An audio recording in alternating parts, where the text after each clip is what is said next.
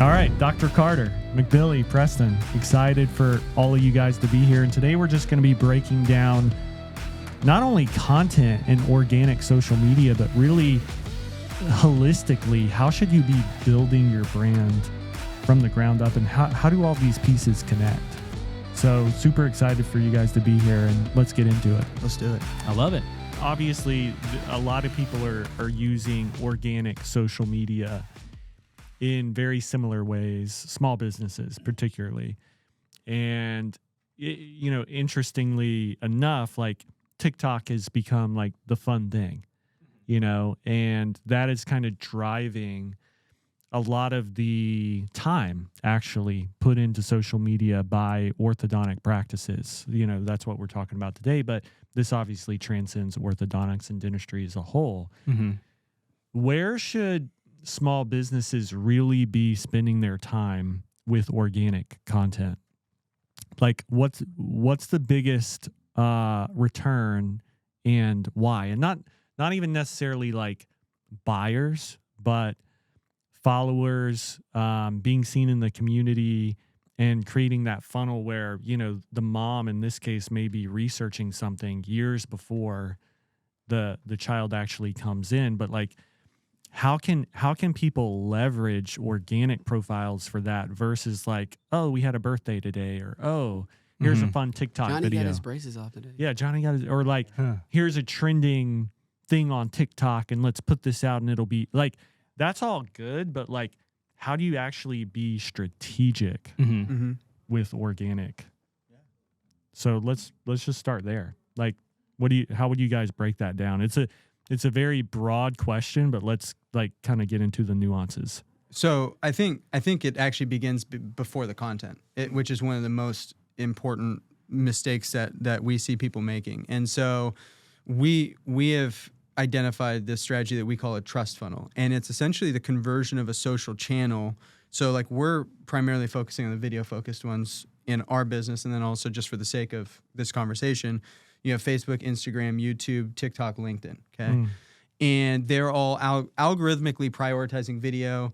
HubSpot actually did a study on this where video has a 1,200% higher engagement level than photos and text posts combined. Now, part of that I think is just user behavior. We are more likely to want to consume video because even if we watch a video, you guys might be at a kid's game or a recital or whatever. If you're in the audience and there's a down moment, you're watching a video where you're reading the captions with the audio off, it's still more engaging than just a picture or text, right? So I think part of it's user behavior. I think part of it's algorithmic. They want you to keep you on the platform. And so video is that highest level of engagement, right? But converting these social channels into what we call trust funnels, which is like literally looking at a sales channel or a social channel as a sales asset, a sales funnel, right? So converting the profiles to be able to keep the viewers in, not only engaged on an isolated, per content piece of like, not even that granularly, but keeping them in the channel. And then once they have hit a threshold of like, I know that I feel like I get a gist for what this person's about. I like them, which is also a very important part, right? We work with like a lot of lawyers, a lot of like private practice, like medical, and then also legal space.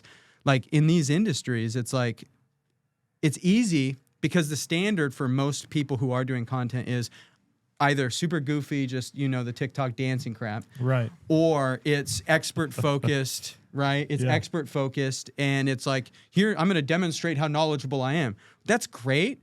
And it's better than nothing. But all things being equal, I'd rather work with the person I feel I vibe with than the person I feel like. Knowledgeable is important, but if you can show me you're knowledgeable and I like you, it's not even comparable. And the benefit of that is you gain price elasticity, right? You can charge more for the same service because there's an inherent trust. There's an inherent safety in that because, I could go down to the guy down the street and get it cheaper, but at what cost, right? If it's my kid's mouth, for instance, for like your business, if it's my kid's mouth, it's my kid's future, it's my kid's teeth. This is going to affect their self-esteem. This is going to affect, well, if I like you and I can tell my kids would like you, and I can tell you're knowledgeable, and I can tell these people are knowledgeable, well, there's an inherent risk. And even if it's $300 or $500 or $1,000 cheaper over here, it is safer for me to pay more for the insurance that this experience will go well.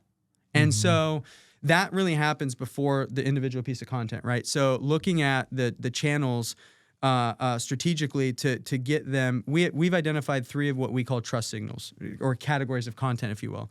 There's logical trust, which is, that's the demonstration, credibility, right? Showing you know what you're talking about. Then there's the emotional trust, which is relatability type content, and this is where the people get to really know you as a human, get to know you and your relationship with your staff, know you and your relationship with your clients, and so they get it's kind of a behind the curtains perspective, right? It's like, this isn't just a meat grinder where you're coming in and getting spit out. Like, this is what a day in the life of me is, and a day in the life of the practice. Like, these are people you're working with, right? And then the third thing is social trust, right? So it's like, there's this part of the human brain.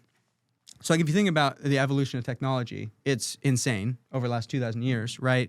But if you look at the evolution of biology over the 2,000 years, it is flatline, practically, right?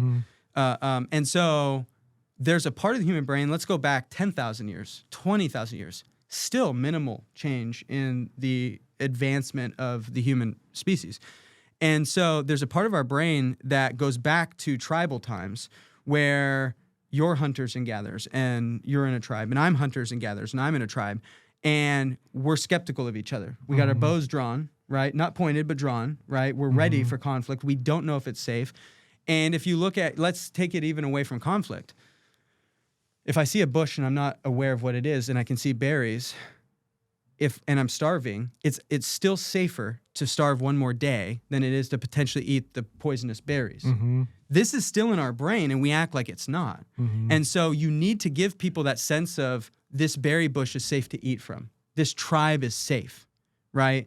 And so a lot of that happens through the third category, this trust signal of emotion or social trust, which is, you can do this through testimonials, case studies, peer and industry endorsements. It could even be celebrity endorsements, like if you're doing like a TV campaign or something. But that is essentially, I can tell you can help me. I want you to help me. And I see you've helped other people just like me, and they came back safe and had a great experience. If you can check all 3 of those boxes throughout your content and your social channels, it all becomes a lot easier. And so that's why it starts before just the content, right? You have to strategically think about converting that funnel or the social channel into a funnel to begin with, because if they like the content, we have to point them somewhere. They have to, otherwise we lose them. They go, oh, that was cool. Next, right? And so we want to steer them. We want to bring them back, and then ultimately lead through a call to action into book your consult, right? Take a tour of the office, whatever the case might be for that business. We want them taking that next step, right? So the content is just one stepping stone in the journey of going from prospect to client. I think the biggest thing too, Luke, that you mentioned is, you say how there's so much that is constantly being fed in terms of like organic content. Here's the strategy. Here's the formula, right? Here's how you go viral. But the thing is, at the end of the day, we want to take a step back and focus not on the tactical part, but why are we even doing this in the first place, right? So when you think about it, so here's kind of the big picture. First, we want to ask, why is organic marketing, why is organic content so important?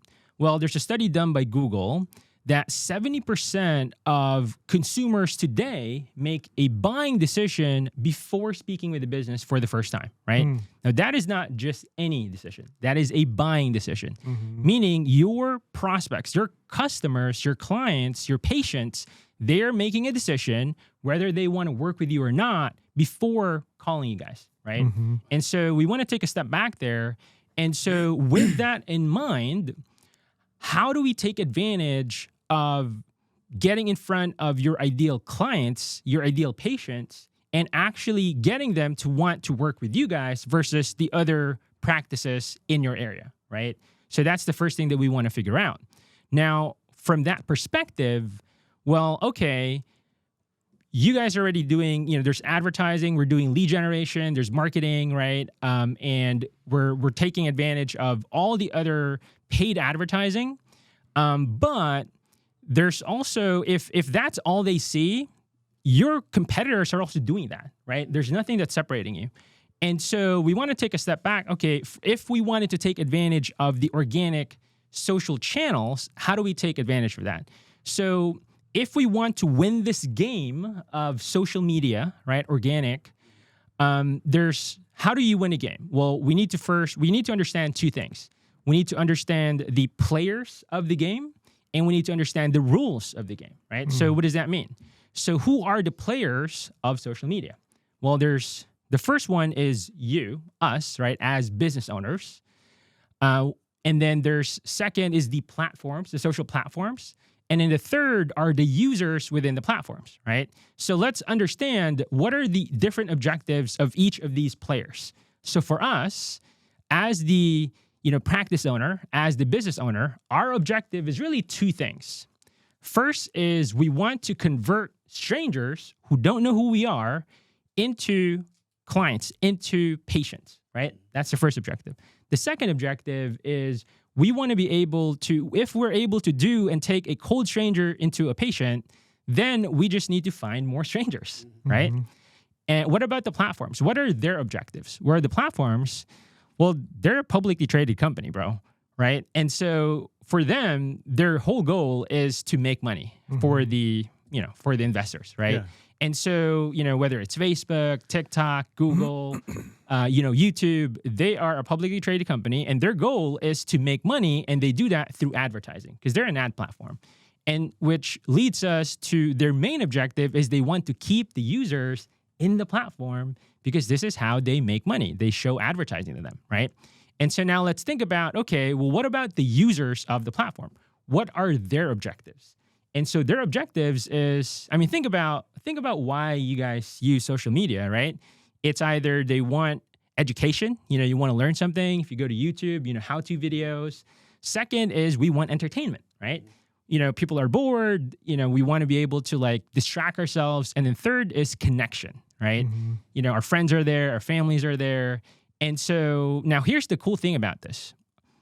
If we understand this, now we could reverse engineer that if we're able to really achieve the objective of the users in the platform, meaning we create content that educates, have entertainment because we get that attention, and we are able to connect with them, by proxy, we're going to be able to take advantage of the objective of the platform, because if we get users to consume content, well, they're going to stay in the platform, which the platform's objectives is also checked. And by proxy, we're going to also get our objectives met, right? Because the platform is going to reward you with more visibility in the platform, right? And so once we have that big picture understood, now we could look into the client journey of your patients, right? So what does that mean? Think about when you find a content that you like, what happens? Maybe you're going to like it, you watched a video, right? You share it. But at the end of the day, when you find a content that you actually enjoy, the first thing that you do is you open up that profile, right? You check them out. And so that's what Preston was saying is, if that's the first thing that people do, well, we need to first optimize your profiles, right? Meaning, and when they open up your profile, people ask, what's in it for me? That's the first thing that people ask. And so we need to optimize that first to who you are, who do you serve, how do you help them? Because it's, people what's in it for me? And then from there, once we have that optimized, now we go into creating almost just like Netflix experience, right? It's like we want people to binge watch your content, but we want to make it strategic.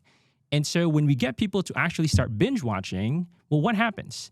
We build a relationship, we deepen that connection and trust, and ultimately what happens is now we have permission to get them, to drive them to a call to action, right?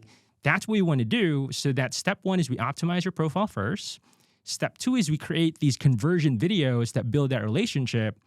And once we have that trust funnel, right, that's the time that we can get into these attraction videos. You're talking about taking advantage of trends and stuff like that.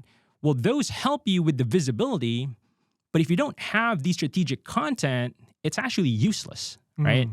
And so for the step three is once you have that built out, Now you get into these attraction videos that are, so there's really only two types of videos that you could create to attract new people. It's either searchable videos, meaning SEO optimized videos, in YouTube, right? Like, how, like, what's the best, retainer, and braces versus Invisalign. Exactly, right? And then the second thing is shareable videos, which that's the more like trendy, but it's broad. It's about the packaging of the video here. Meaning, for example, instead of like talking about, hey, here's the 5, best braces, for example, it's like, if people are searching for that, then that's cool. It's high intent, but also low volume. If you want to go broad and go like reach a broader audience, you want to package this video that is more of a broad topic. So for example, what is your dentist lying to you about, right? So now you kind of want to bring them in. You're still going to be talking about braces, but your hook and the packaging of the video is like, hey, here are 5 things that your dentist is lying to you about. So now you're like, oh my God, well, what's my dentist lying to me about, right? And so now you watch the video and then you bridge it to retainers or braces. That's how you package a video where you attract a broad amount of people, but you still bring them into something that's actually relevant to getting them into becoming a patient. That's a pretty provocative title. Do you think that's what has to happen to kind of break through the noise inside? And it doesn't, this is hypothetical. So that's just an example title. You may not ever use it. But like, I'm assuming that's part of the strategy where it's like, okay, how are we actually going to get people interested in watching stuff about orthodontics? Because that's not my first choice. You know what I mean? Now, I do understand people are going to go search, and like if they're actually looking, that's one thing. But a lot of people may not be, and they may be a great patient. You know what I mean? So like, obviously we know part of social is like strategizing around the hook and even like thumbnails on YouTube and all of that. But all of that could be considered where it's like, yeah, how do we actually make this catchy? That's a good point. Because I see orthodontists making the same content. And it's like braces versus Invisalign. Well, like, how do you spin that to actually have a hook? Well, so I think, and let's zoom out, right? Because it's easy to look at this too tactically, and it's like, I don't want, like, let's take this out of context just so it's something everybody listening can understand. I don't want to romanticize the hammer so much that I forget what the project I'm working on is, right? I'm here to build a house. Yeah. There will be times a hammer's appropriate, right? There will be times a nail gun's appropriate, right? It's like, I don't want to romanticize the tool too much. I need tools for the project. That's it, right? Social's a tool. Video's a tool. So stay focused on. Yeah. Well, so let's look at a different tool. Paid ads. Yeah. Do you need to be provocative? It's about bold statements. It's about guarantees. It's about delivering. Like if you look at case studies, a good case study says something that makes the viewer go, wow, that sounds great. Yeah. Think about like case study. If they're like, yeah, I worked with Luke. He's cool. What value does that provide the viewer? It provocative is going to work. But I also want to tie this back to something McBilly said that I think is really profound, and I don't want it to be understated. That study by Google that shows 70% of buying decisions are made before they reach out to your business for the first time. You have to think about, well, how does that even work? That means they've done research. And where a lot of business owners go wrong is they think that, ooh, I got my shot at a call. You already had your shot before the call is the problem. This is not about, you need to optimize your sales process. So I'm not saying that the intake and all that's not important. However, what's happening before the intake is hypercritical, because if you don't control the narrative that they see before they make that phone call, you are not part of the 70% of decisions. Somebody else got that. And so this is about strategically creating a content strategy that gets the people wanting to go, I'm going to call Dr. Carter. And to make you a player for that 70%. Right. And so it happens before the intake. And so that's the thing, is like the content is a part of the process. It's just the prequel to the intake. Yeah, this reminds me of, fish buying and practices. You guys too are, doing this in Mobile, but literally being the household name versus just another option. It's know? everything. Yeah. Well, the household name can charge more. I mean, if you want to just take this to an extreme example, I mean, Apple's done a great job of this. They can charge whatever they want. People are going to continue to buy it. You're not just buying a laptop. You're not just buying an iPad, because it's like a tablet does the same things, but you don't even look at it as an iPad and a tablet as competitors. Right. And so they charge what they want. They're not cheap.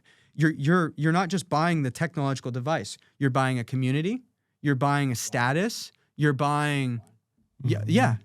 Right. And so this is a big deal. I mean, like using the Apple analogy, there's this ongoing joke that whether you wanted to be a part of it or not, you are. When you meet an Android user, there's like you don't have an iPhone, right? And it's like green text. Yeah, You exactly. don't have the blue pop-up. That is a form of status, and people are buying that.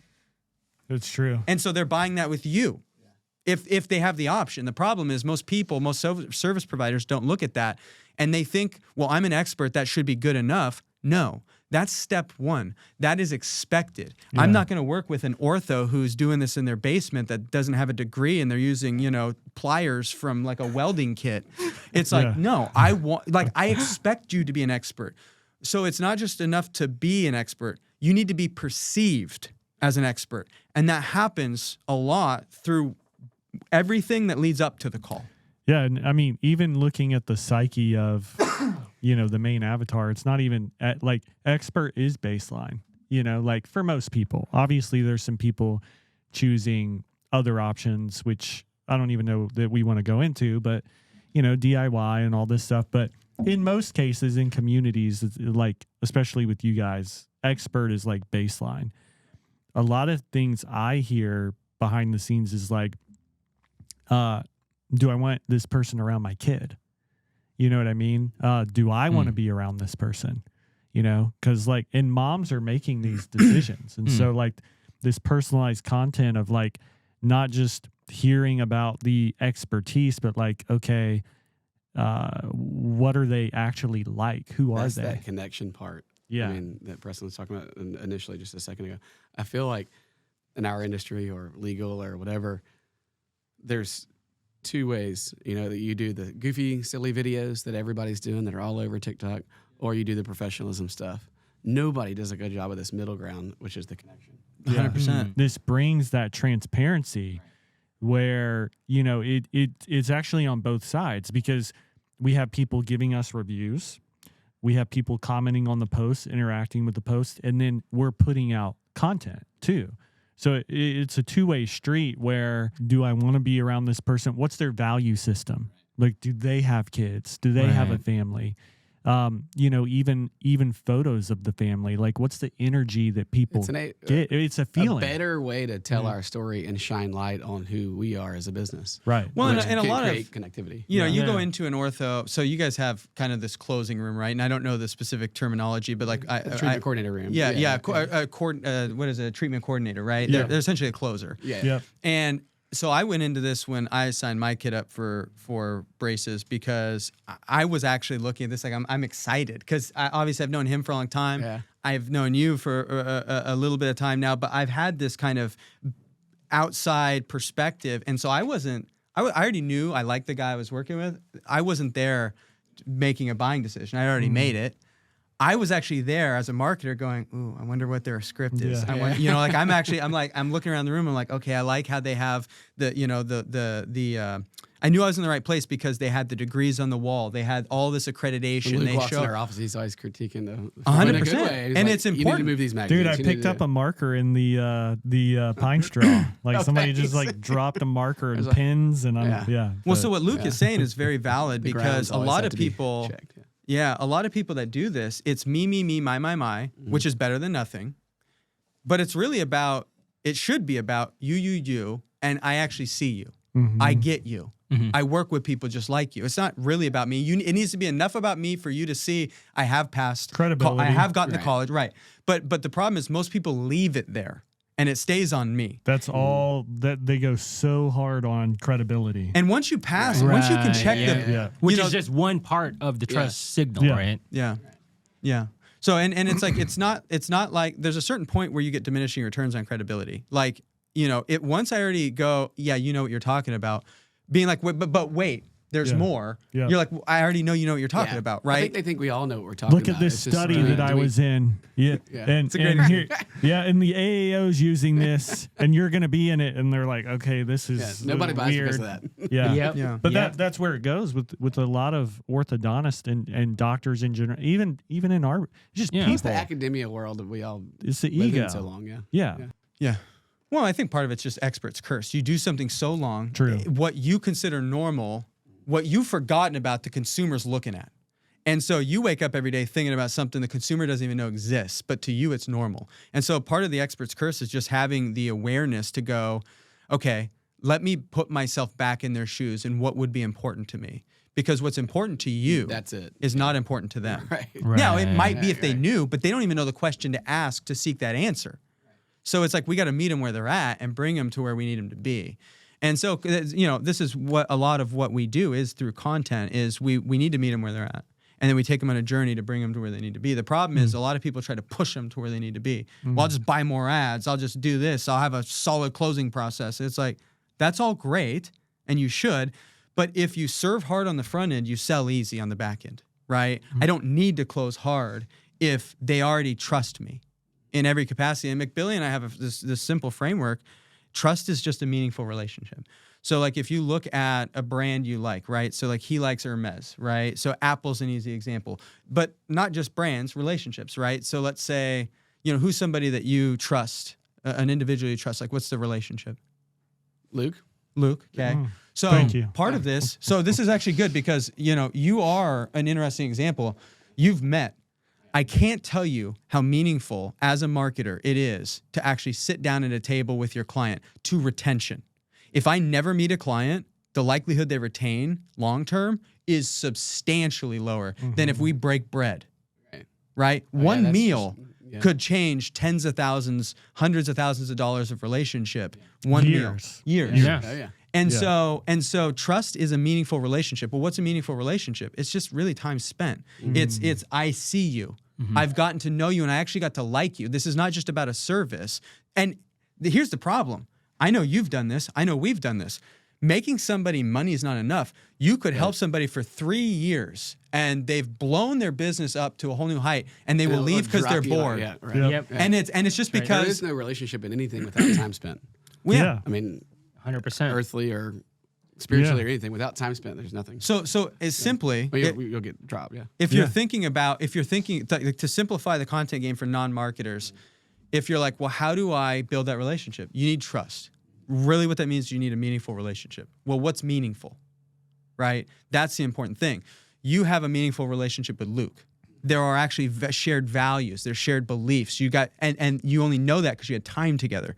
And so what a lot of people need to think about is reframing this to how do I make this relationship meaningful? This is not just about braces. This is not just about Invisalign. How do I make this relationship meaningful? Some of that is education, but not all of it. It's actually a small portion. Making it meaningful is getting to know you. Like if you think back to your childhood, right?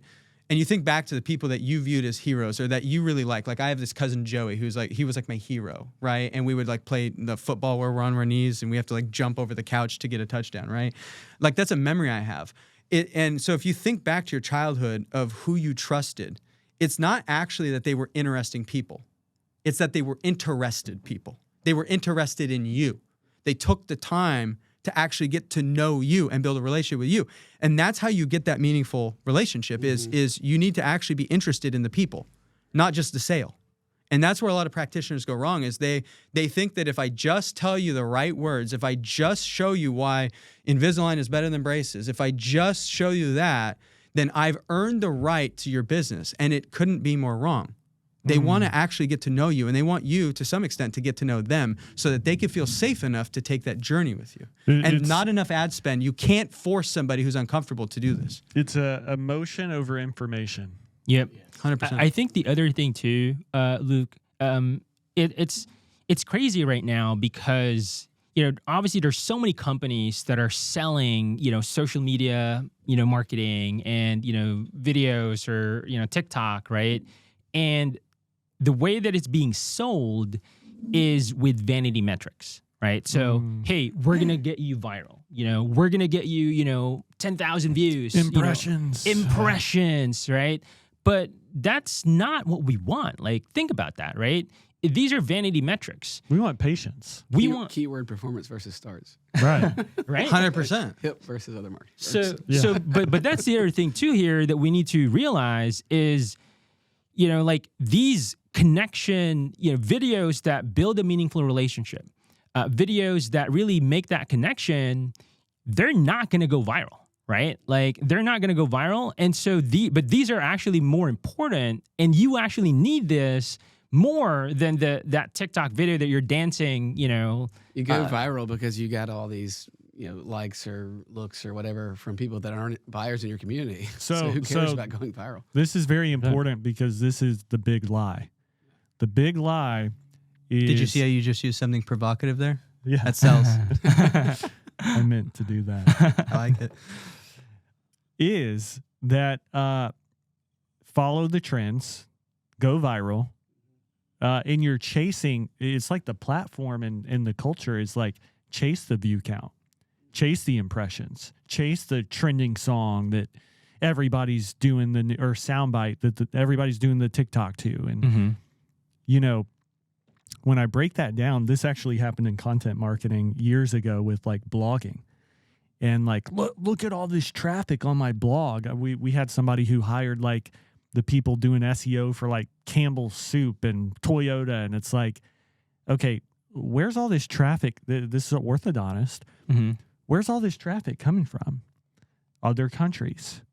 They're in California. They're getting traffic from New York, Florida, Georgia. Right. I'm like, it's the same. I'm like, dude, how's that helping? How is that helping? They're not getting on a plane to come get braces. Well, it's a funny story on this. So we hired before, and McBilly knows SEO, and so he took it over. But before he took it over, we actually hired an SEO specialist.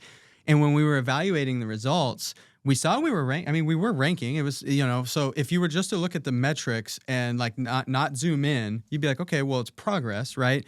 But when we saw what we were ranking for, what was it? We were ranking for memes. Should I leave? No, but should I leave the mortgage industry? So it's like we're ranking for should I leave the mortgage industry, and we're serving loan officers. Don't be our client. Oh my God. Not only don't be our client, quit what you're doing right now and go do anything else. Deliver pizza. Yeah. And so I'm like, drive for Uber. This strategy, it's like, we're gaining views, but oh my God, what are we doing? So we immediately changed everything. But it's like that's a good example of the same thing, a little bit different, happened with hip. Or like our main blog was like this blog from 7 years ago about like HR for healthcare. You know what I mean? So we're getting all this traffic, but it's like, what do you do with it? I can't do anything with this. Yeah, but it's vanity metrics. To go back to like the TikTok, I see people even tell me or send me screenshots like, 500,000 people watch this reel or whatever. And it's like, yeah, but where were they? Right. Because you're stepping over what really matters to chase just the wrong thing. Dude. And then all your time and attention goes there, and you're not doing the things that are needed to actually grow your business. And I would also say in most cases, growing your business, the things to do it are boring. Mm-hmm. They're not like these 100% fun, exciting, look at me. So it's like that's one of the secrets of business. I mean, it's the boring stuff boring is what stuff. pays the bills. You know? It's the fundamental boring stuff.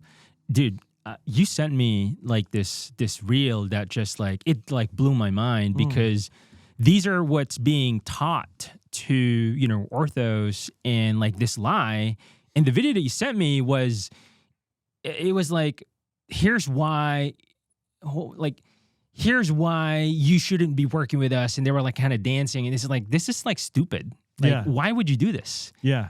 It's like, and so it's so important to just zoom out and not look at the tactical, not look at the vanity metrics, and just honestly just ask yourself, why am I doing this in the first place? What's the strategy? What's the objective? Everything needs to be filtered for you guys. Your strategy, the trust funnel, everything needs to be filtered through that lens. Mm-hmm. And I don't think that doesn't mean that you can't do some fun content and some stuff that may be silly or stupid, but it needs to be part of that. Yeah. Yep. Yeah, Yeah. it needs to come from, and so that's the thing. There's nothing wrong with a dancing video. Right. The question is, are you just following somebody else's lead, or is this actually intentional and you've designed this because it's a part of this thing? There's a time and a place for it. I'm not saying it's bad on its own. The problem is you don't know why you're doing it. That's what's bad. You know, and so Boom, right there. Yes. 100%. We're guilty of that right now. Yeah. Yeah. Well, tell us a little bit about that. How's this speak to you? Oh, well, our younger new doctor, Dr. Kimmy, she's awesome, and she has provided a lot of energy in this area for our practice. Dr. Harvey and I weren't doing any of it, but we should have been. But before we have met y'all, we're just kind of like, all right, we need some TikTok. We need some more, fun stuff that's less professional, selling our degrees or whatever, white coatish, So the girls and the staff, they're having a great time with it, but there is no strategy behind it. We don't know why we're doing what we're doing. We're just doing it to be more fun. And I guess we're trying to be more relatable. But it's spaghetti against the wall. Exactly. Yeah. Some of it's okay. Some of it's good. Some of it's funny. Yeah. We're just copying all these other dental TikToks. Right? Sure. But they have there's no rhyme or reason behind any of it. So I can't wait to make more sense. do you like but- cars? Yeah, sure. Okay, so I want you to imagine a race car. So to fill in the blank, it could be whatever your version of a race car is. Okay? Porsche. For him, it's a Porsche. Maybe for you, it's Ferrari. For me, it's a Honda. So whatever. We can get into that, but there's some fast Hondas. Yeah. So I want you to think about whatever your version of a fast car is, okay? And this is a proven fast car. We know it's a fast car. If I take it to the track and I don't leave first gear, it doesn't matter the car. It doesn't matter the track. It doesn't matter the driver. That engine's working its ass off and it's stuck in first gear. It won't go fast. And so the problem is when you think about content strategy like that, if somebody, your daughter could work her ass off, and if she's keeping the content in first gear, you will never get the speed you need, right? And so this is what most people do is they're not looking at it, you have to shift. You have to be willing to kind of figure your strategy out and go where you need to go. And you just don't get that.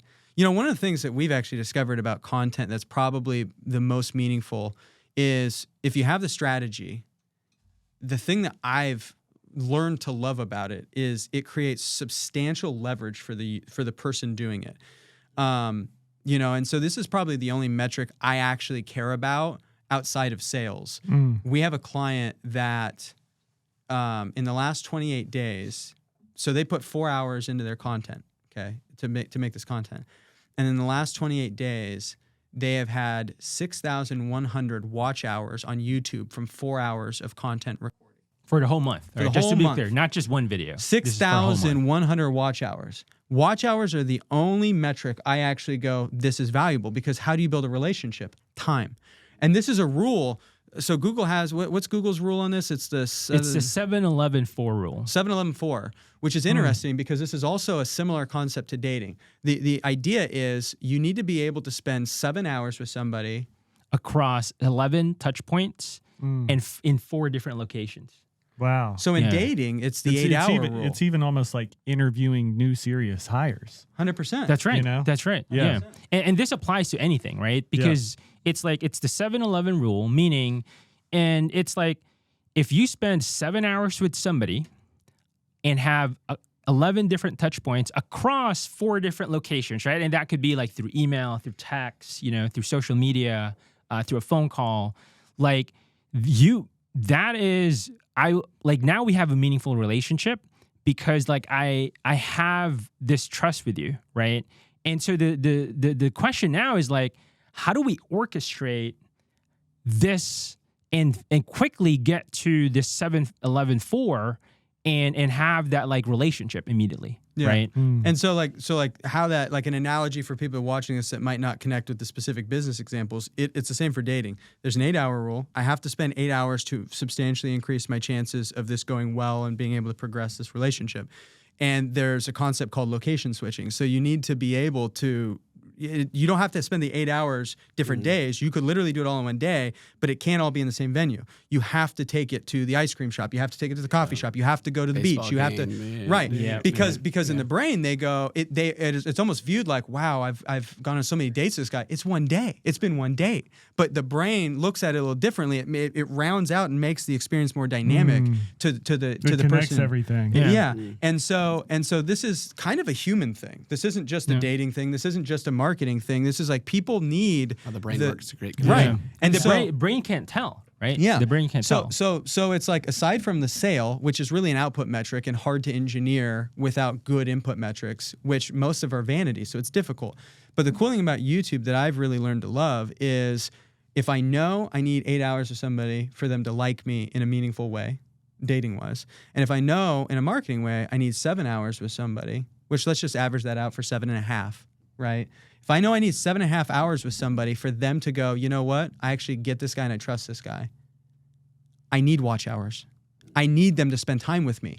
And if you think about it, most people that don't have the video strategy like this, the only way they get 6,100 hours with somebody is face-to-face, belly-to-belly, toes-to-toes, nose-to-nose. That's 254 days of you not sleeping, not eating, not doing anything else, no social life, for you to be able to get that kind of relationship building time. And that is substantial leverage. Our client did that in 4 hours, and he built 6,100 hours of meaningful relationship with people. Now, some of those people might have been 7 or 8 hours. Some of them might have been 30 minutes. But the thing is, it's like we have to spend the time. There's no way around that. We can't force the relationship without the time. Content provides that time in a scalable way without you having to do it over and over and over again. It's literally unbelievable. And on your point with YouTube, another provocative line I'm going to say, the number one place orthodontists should be spending their time is not TikTok, it's YouTube. 100%. It's not TikTok, it's YouTube. YouTube's a search engine. Mm-hmm. It's the second largest in the world. Yeah, owned by Google. They Like have it's integrated 3 billion searches every month. And not only are people going to YouTube, if you just go to Google, like videos will show, right? One under the swipe. So like when you swipe, you'll see videos. But you can also just sort by video, which I do all the time. Yeah, me too. Because I'm more visual. Yeah. I'm like, I don't want to read something, like sort by video, boom. And if you're at the top and you're going to be the top for numerous things, it's like, just think about that. Do I want the trending views and impressions and yeah, it's fun for my team and all that? Or can we put the energy into YouTube and actually help more people? Well, here's the beauty of this too. So when the people are on Google, which is obviously the number one search engine, YouTube's too, but it's an important distinction. YouTube has more traffic than Bing, Yahoo, AOL, all of the other ones combined, right? And more video is watched on YouTube by far than anything else. Yeah. Well, As far as watch hours, that's your watch hours. I would argue that's exactly it. Yeah. I would argue, and I don't know if this is true, but I would argue stuff like even like Joe Rogan, there's more listens on YouTube for sure than any other platform. That is correct. Well, it's true. You got it right. So TikTok really is, it has a place, but it's really it's like a farm system for YouTube. We need to get the eyeballs from the short form content, the quick, the snappy, the hooky stuff, right? The provocative stuff. But really what we need to do is get them to the table where we can actually have time with them. We're not going to have time with people through short form content, not a significant amount, but it's enough to get them to go, yeah, I'll have a first date with you. And then on that first date, we get to actually get to know each other, right? And so it happens at YouTube. Well, think about it. Joe Rogan got paid $200 million by Spotify, but he's still putting out the full episode in YouTube. It's crazy. Because that is where your clients are. That is where your patients are. That's where people actually consume content. Now, to your point with YouTube, here's why it's also super, super valuable that you need to be in YouTube, not in TikTok, not in Instagram, not in Facebook, because YouTube is evergreen content. What does that mean?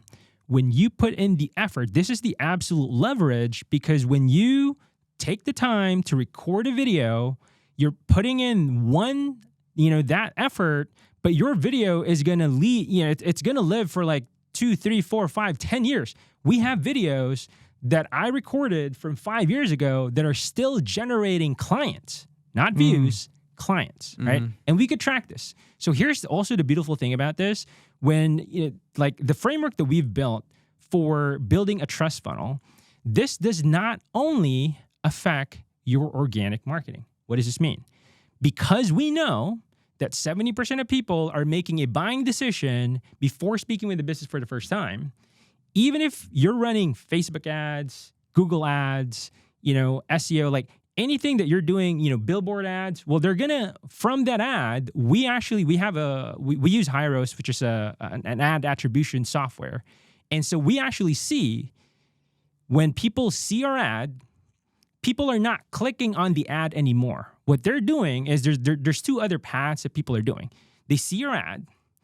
They don't trust the ad. They're like, who's this? They skip the ad. They go straight to your profile. They click on the profile, and then they consume content, right? Before opting on the ad. And so, for example, for us, we had a client. They're running ads from Facebook. They don't click on the ad. They go straight to their YouTube channel. They consume content. And then from the YouTube channel, they click, they opt in, and then that becomes a sale, right? So this is, when you think about it, the linear funnel where it's like this like ad to an opt-in page to a booked appointment, that no longer happens, right? There was no trust building there with that. So they had to go to the trust building part. 100%. Right. Yeah. That's Because why they like, skipped the ad, because it didn't necessarily build the trust or the relationship. Yeah, and this can all be integrated where somebody does come in through the ad. You know what I mean? Yeah. And then, they come into Practice Beacon and there's that content that can get dripped to them in Nurture. that's right. yeah. Where That's it's right. all, YouTube videos I and love long that. form and, Yep. all that. And They opt in and then they start getting stuff. and all of this can be repurposed too. It's 1 + 1 = 3. Yeah. I mean, it totally is like. you take like a long form video, transcribe it, get GPT to write an article around it, put that in a follow up sequence, break it like it's all. Well, we can even reverse it. You know So what I mean? We have Yeah. clients It's that come in with 20 years of SEO, and they're like, "What's my video strategy?" Well, we're like, "Well, what were your most 10 successful blogs?" There's the first videos we make, because it's like, dude, if it popped off in a blog, imagine what we could do in a video, right? So that's the starting point. It's like, let's not reinvent the wheel here. You've already got a machine that's doing something. Let's just pour gasoline on that. And that's been huge, And so it's like, you can take a blog and make it a video. You can make a video and make it a blog. You take a long form and make it a bunch of short forms. You could do a podcast on YouTube, and then it's like, dude, the possibilities when you start to do this, it makes it so much more efficient to have a well-rounded strategy. And the cool thing about it is it can feed the paid feeds it, and the cool thing is it trumps other people that are just doing paid. Because like in your example, let's say that you have a competitor that's spending that is so largely outspending on PPC, you don't got a shot. What's cool is when Luke went to Google to look for that thing that you are getting so massively outbid on, it's not even fair, and he goes to videos, who's not there anymore? That PPC guy who's outspending you. You are in a blue ocean. It's not even you're not even competing anymore. And so a lot of people think about marketing like crabs trying to get out of a pot and they all get boiled. It's like, if all these people are spending money on ads, and we're direct response marketers, you're a direct response marketer. Like, I'm not talking crap about ads. I love ads. There's a place for them. But if you're unilaterally using advertising and you think more spend is just the right way to do this, there is a time and a place for it. But there is also this kind of rock, paper, scissors game where you've had the rock for so long and we just come in with the content and you lose. And it's like, it doesn't matter how much you spend on PPC, because the moment he goes to videos, you're no longer there. I am. Zag. You lose, I win. Right. Well, I think you talked about the biggest difference here is the intentionality, right? So for example, like ads, this is important. You need to be running ads. You need to be running ads. But how can we be intentional with the opportunities that are leaking, right? There's massive leak that are happening in your funnel, right? And so you're running ads. You want to optimize that. That's perfect. So you, for example, in your example, when you got people opting in, they go to Practice Beacon. You're sending the email. You're doing the follow up. So here's the strategic thing about here is you send them, instead of when you're doing that follow up, you give them that video and then you send them to YouTube. Here's the magic here is when they watch that video in YouTube, the next time that they go to YouTube, you get a free retargeting because YouTube's algorithm is going to see, oh, they watch this video. Watch more of this. Watch more of this, right? They're going to start to get recommended. And now you're going to be everywhere. You get free retargeting and you build more relationship. It's that being intentional, integrating that with your advertising is where you're going to have exponential returns. Well, let's just talk about this. Let's look at this. So practice speaking, obviously, there's only so much you could do to a client who doesn't want to get like out there, right? There's only so much you can automate. There's only so much you can help them. And so if you take an orthodontist who is using, I'm going to call a vanilla campaign, you might have written amazing copy on it, but it's just copy, right? Because there's only so far you can go without their face on it, without them being on video.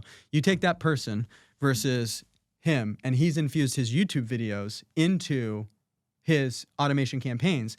It's like the offline, online thing, right? And so we're also location switching to an extent because you got the email. There's one location. I took you to YouTube. We're in another location. Now, next time you go to YouTube, like he said, I'm seeing your videos now, right? So I'm getting free retargeting. And so it's not only am I able to location switch and deepen this relationship and make it seem like you've seen me more than you have, I'm staying in front of you now, both on email and in YouTube. So now it's like I'm getting omnipresence and I haven't spent $1.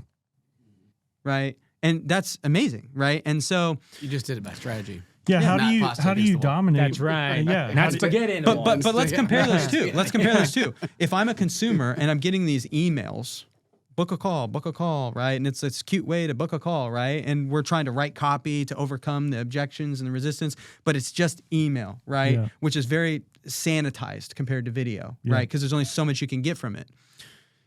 You compare that practice to his, who's integrating his content into his emails, it's night and day. Text message, emails. It's not, you can't even compare them anymore. By the way, we should actually do that. Where as we're rolling this out, I want you guys to look at the follow-up that we have in place and like, okay, here's how we can layer this in and be really strategic. Yeah, absolutely. Dude, I would love to. I mean, absolutely. I geek out on copy. So I mean, there's so many things because when you think about it, right? When they're in the funnel, well, what are the things that we need? Even the content needs to change, right? Because the content needs to be answering questions, right? We need to. It's like before they even speak with you, the content that we need to be creating are content that directly overcomes objections. So questions, objections, expectations. And so now they're coming to the call. So the reason why this is so valuable is not only do we get more people that are leaking from the funnel, you're going to get more people to actually schedule the consult and actually show up, right? Because they have the right expectations. We're overcoming the objections, but they're coming to that call and they're pre-sold, right? You have that relationship. They're pretty much ready to go, right? And so instead of like selling, now you're just like order taking when they're in the practice. Well, and right? if you think about like your front desk secrets, right? So like how much money is bleeding out from having the wrong person with no script or the wrong script, right? That's not really doing it. They're not bought in. And I'm not saying that you shouldn't lean into that. You still need to have that firm expectation. This makes it so much. But if they're having a bad day and the person comes already, they're like, can I just pay credit card? Yeah. It's okay if they miss part of the script. Yeah. It doesn't matter so much anymore, right? Whereas you're trying to master and perfect the sales presentation, which always should be the goal. Right. We want to be the best we can. We get some grace because it was pre-done in the marketing. It sure would be nice to be able to have an off day up there, not be so perfect in all those other areas, and you still get the deal, right? Yeah. So that's our purpose. It's great. It's great. But if you're not, not every call can be nailed. Yeah. And so back to McBilly's point, so the funnel is leaking out. A lot of these people that see your ads, so let's say you're running Facebook ads just for the sake of shared language here. We see the Facebook ad. I don't click on the ad. I go to the profile. Well, Facebook has made it so easy to run an ad that I can create the page I'm running the ad from when I create the ad. So most people that are running ads, the pages are like shell accounts. If they have content, it's 1.5 years old. A lot of them don't have anything. So imagine that you put yourself in the mom who's looking at braces for her son's shoes. I saw the ad, I go to the profile and there's nothing there. not only am I skeptical, you might as well be a Nigerian prince trying to get me to send you money, right? Like, I have no trust, because why don't you have content? If you're so good, why can't I see you've been doing this for a while, right? So I lose them there, right? So the cool thing about a trust funnel is, when we've been doing the content and we've strategically pinned posts that are, these are the conversion videos, we've pinned posts that allay their fears and tell them next steps and here's how you come in, and this is, so we've done that. When that person does go to the profile, they actually like what they see and they go back to the funnel. And here's the other thing. You can have stuff, if you don't have a trust funnel, they might like what they see. But oftentimes, and I've done this, I'm sure you guys have done this, if you click on a profile off of the ad, sometimes you can't get back to the ad. So even if they had intent, you lost them, right? And so that's just on the social channels. Let's talk about Google.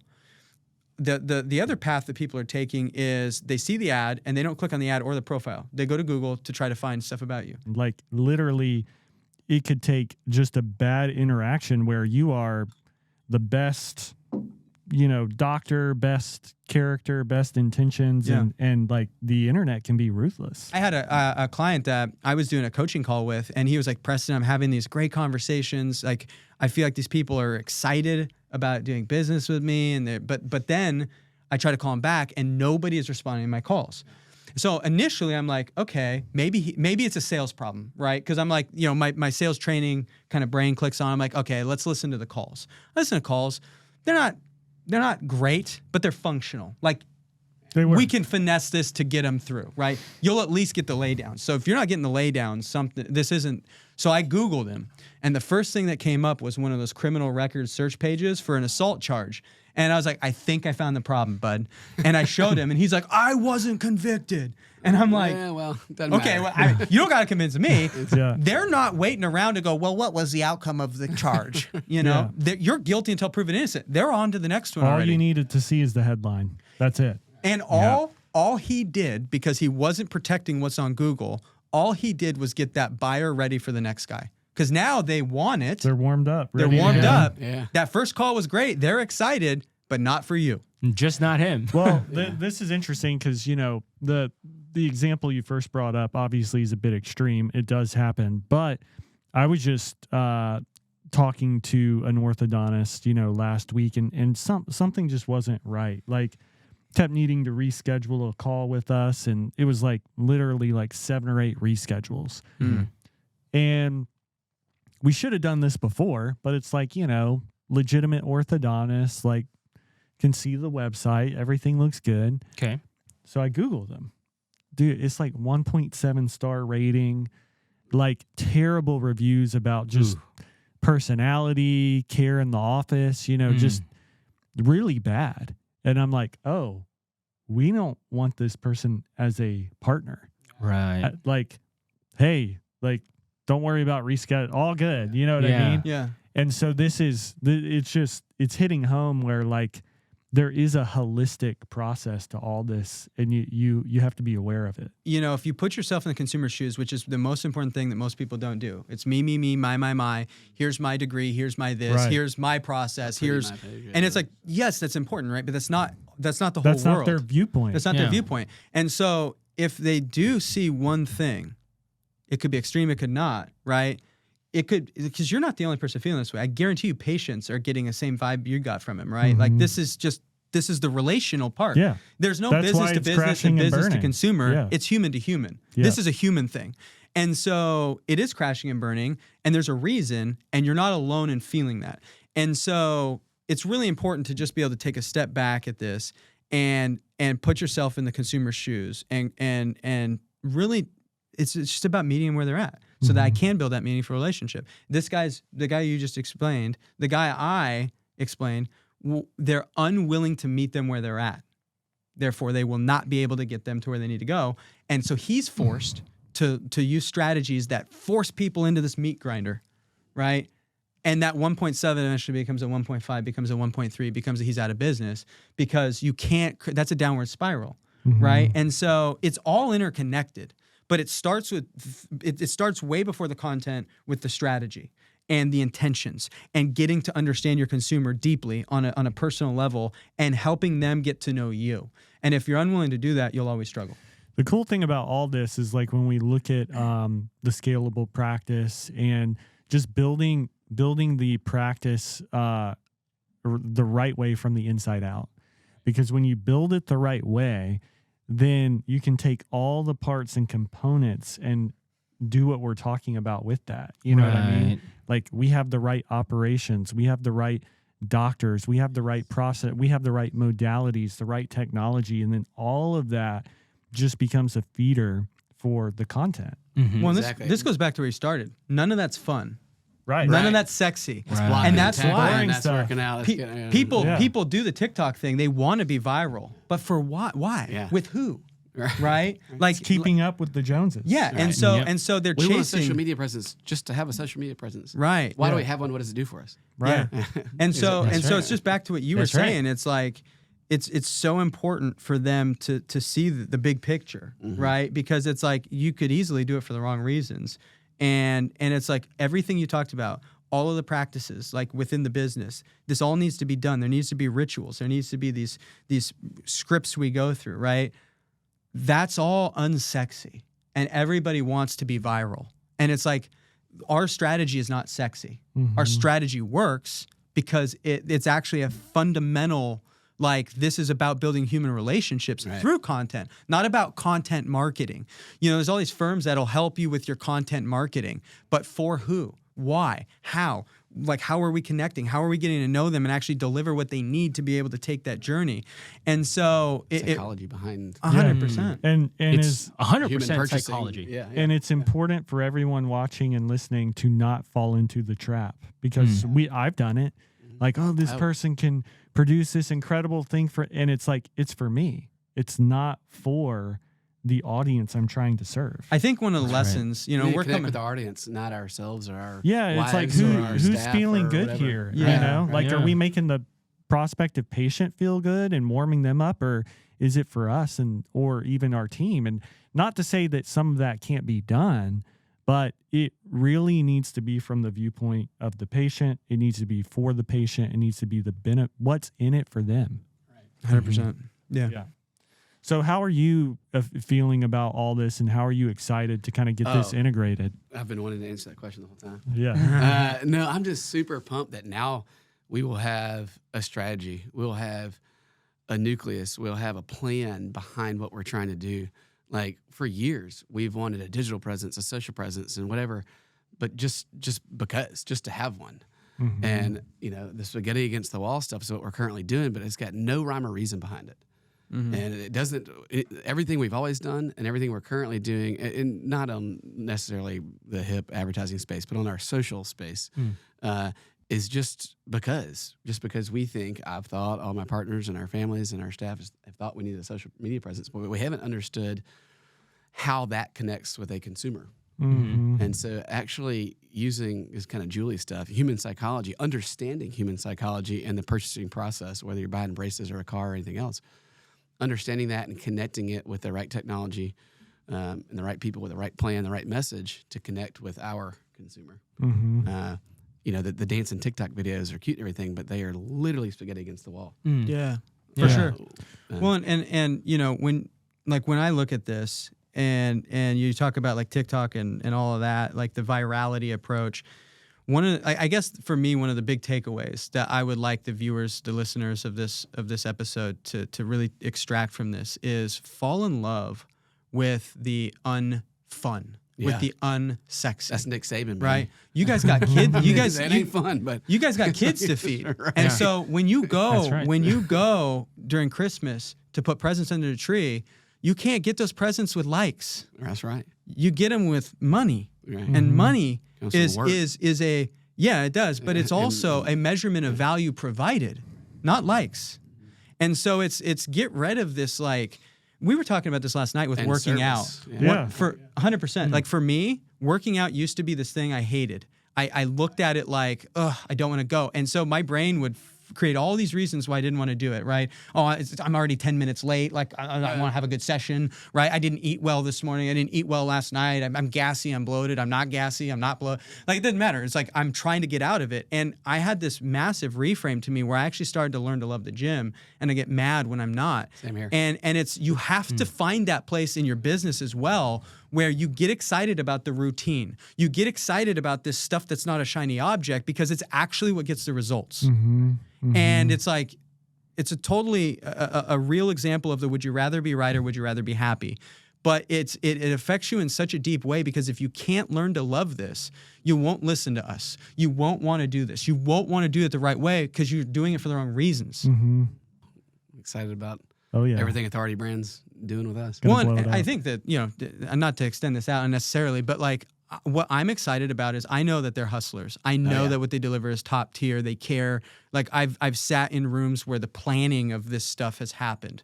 And I am so excited to be able to lock arms in something that also magnifies what you're doing. Like that actually pumps me up because it's like what we do makes sense and works on its own. It can stand on its own feet. But to be able to do it with somebody who actually gets a strategy, who understands, like he wants to help. He wouldn't have created Front Desk Secrets if he didn't. Because most marketers go, my job's to get the leads. Right. He said, no, that's not enough. Right. So when we get to work with somebody like you and help somebody like you, and we all are collaborating towards this common good, I am just so stoked because it's not only is it more fun than somebody who's just like, well, I need to be on social, so that's why they hire us. That'll work. That's fine. But it's like I'm working with people that actually like lose sleep because of an idea that popped in, and you're like, I got to write this down, and then it's like I can't go to bed until I figure this out. Like you're so passionate about this, and you're passionate about what you do. Like I'm just so pumped to be able to get this synergetic outcome of just massive results. Yeah. I think that's the biggest difference is because most people think that, let me hire a marketing agency, right? Like marketing is important, but it's like one quirk, it's like one component, It's like it's all the boring stuff that we talk about. It's the fundamentals, right? It's like, yeah, we have an amazing strategy, but if you do not have your practice fundamentals down, right? Like, what you were talking about earlier, like nothing's going to work. Quicksand. Yeah. It's like you need to have the boring fundamental stuff first. And then that is why I'm also super, super excited because this partnership and, being able to like lock arms, what you guys already do and like the things that the impact and the transformation that you guys have done, adding in the social and the organic content, it's going to be exponential. Well, it's pure synergy. There's no overlap. Like it's so complementary, but they're totally separate. Yeah. I love it. And that's what the difference in what I've seen in HIP with other orthodontic marketing agencies is building the practice fundamentally from the ground up. Yes. Building it on a solid foundation rather than in quicksand. Yeah. People all the time, reference calls, and they're like, why should I use HIP? I'm like, well, it's more than keywords or Google results. It's really fundamentally building your business up. Yeah. Right. Yeah. And that's why once we do that with them, this is like together. It's already branded HIP like steroids for our practice. And we're going to be breaking down the results of this. I mean, you're the first practice where we're partnering together, but this is just the beginning, not only for you, but we're going to make it available for potentially anybody, So we'll be breaking down the results and super stoked to see what that looks like. 100%. So, Yeah. So if somebody watching, listening, wants to learn more, wants to get a hold of you guys, what's the best way for them to do that? Go to authoritybrand.com. Authoritybrand.com. Yeah. That's our agency that does this for you and for many other businesses across the nation. Incredible. Well, thanks for being here, guys. Yeah, I appreciate appreciate it. Yeah. Appreciate It's it. been a pleasure. Yeah. Thank y'all.